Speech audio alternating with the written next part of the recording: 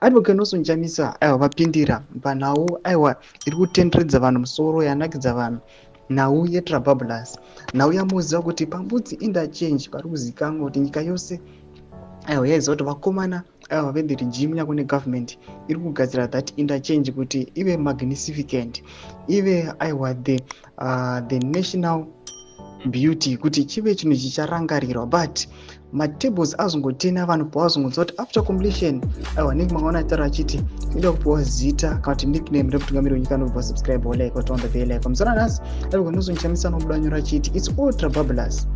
We are living in the trababulous times.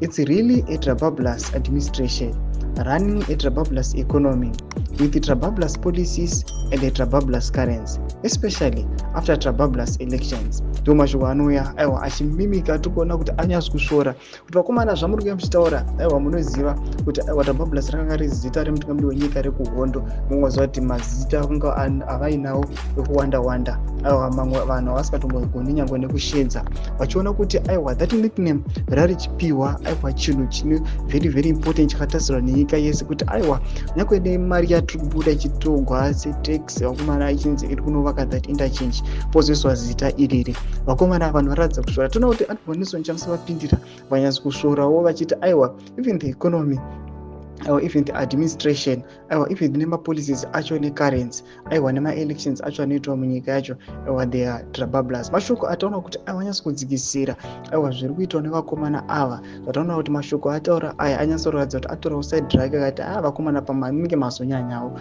Tudze mafungiro enyu muri kudii pamusoro pechitiko ichi. Pinda comment section medu, musana subscribe or like, turn on the bell icon.